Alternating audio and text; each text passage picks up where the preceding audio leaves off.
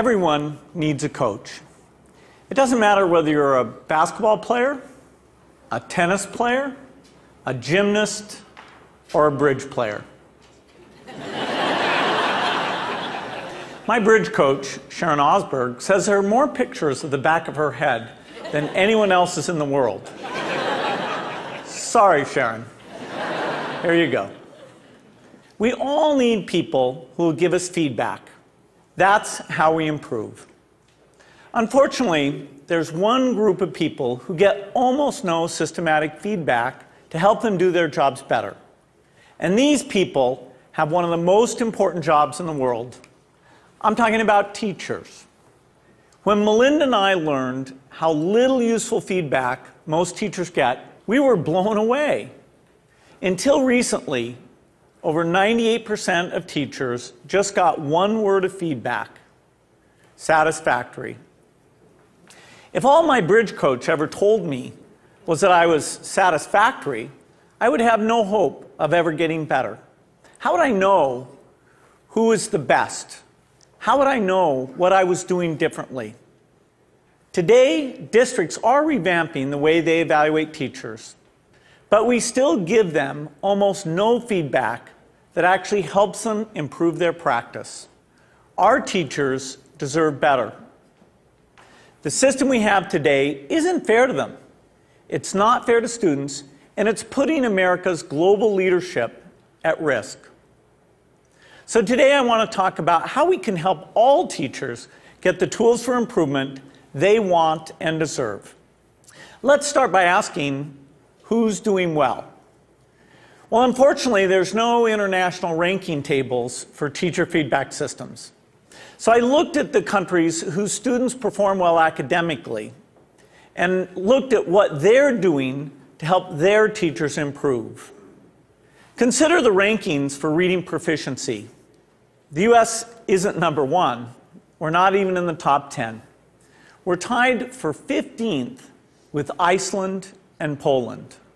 Now, out of all the places that do better than the US in reading, how many of them have a formal system for helping teachers improve? 11 out of 14. The US is tied for 15th in reading, but we're 23rd in science and 31st in math. So there's really only one area where we're near the top, and that's in failing to give our teachers the help they need to develop their skills. Let's look at the best academic performer, the province of Shanghai, China. Now, they rank number one across the board in reading, math, and science. And one of the keys to Shanghai's incredible success is the way they help teachers keep improving. They make sure that younger teachers get a chance to watch master teachers at work. They have weekly study groups where teachers get together and talk about what's working. They even require each teacher to observe and give feedback to their colleagues. You might ask, why is a system like this so important? It's because there's so much variation in the teaching profession. Some teachers are far more effective than others. In fact, there are teachers throughout the country who are helping their students make extraordinary gains. If today's average teacher could become as good as those teachers, our students would be blowing away the rest of the world. So we need a system that helps all our teachers be as good as the best. What would that system look like? Well, to find out, our foundation has been working with 3,000 teachers in districts across the country on a project called Measures of Effective Teaching. We had observers watch videos of teachers in the classroom and rate how they did on a range of practices. For example, did they ask their students challenging questions? Did they find multiple ways to explain an idea? We also had students fill out surveys with questions like, does your teacher know when the class understands a lesson? Do you learn to correct your mistakes? And what we found is very exciting. First, the teachers who did well on these observations had far better student outcomes. So it tells us we're asking the right questions. And second, teachers in the program told us that these videos and these surveys from the students were very helpful diagnostic tools because they pointed to specific places where they can improve. I'm going to show you what this video component of MET looks like in action. Good morning, everybody. Let's talk about what's going on today. To get started, doing a peer review day, okay, a peer review day. And our goal by the end of class is for you to be able to determine whether or not you have moves to prove in your essays. My name is Sarah Brown-Westling. I am a high school English teacher at Johnston High School in Johnston, Iowa. Turn to somebody next to you. Tell them what you think I mean when I talk about moves to prove. I think that there is a difference for teachers between the abstract of how we see our practice and then the concrete reality of it. Okay, so I would like you to please bring up your papers. I think what video offers for us is a certain degree of reality. You can't really dispute what you see on the video.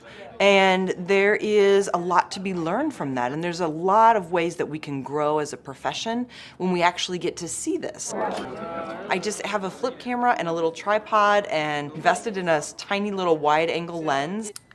At the beginning of class, I just perch it in the back of the classroom. It's not a perfect shot. It doesn't catch every little thing that's going on, but I can hear the sound, I can see a lot, and I'm able to learn a lot from it. So it really has been a simple but powerful tool in my own reflection. All right, let's take a look at the long one first, okay? Once I'm finished taping, then I put it in my computer and then I'll scan it and, take a peek at it. If I don't write things down, I don't remember them. So having the notes is part of my thinking process, and I discover what I'm seeing as I'm writing. I really have used it for my own personal growth and my own personal reflection on teaching strategy and methodology and classroom management and just all of those different facets of the classroom. I'm glad that we've actually done the process before so we can kind of compare what works, what doesn't. So I think that video exposes so much of what's intrinsic to us as teachers in ways that help us learn and help us understand, and then help our broader communities understand what this complex work is really all about. I think it is a way to exemplify and illustrate things that we cannot convey in a lesson plan, things you cannot convey in a standard, things that you cannot even sometimes convey in a book of pedagogy. All righty, everybody, have a great weekend. I'll see you later.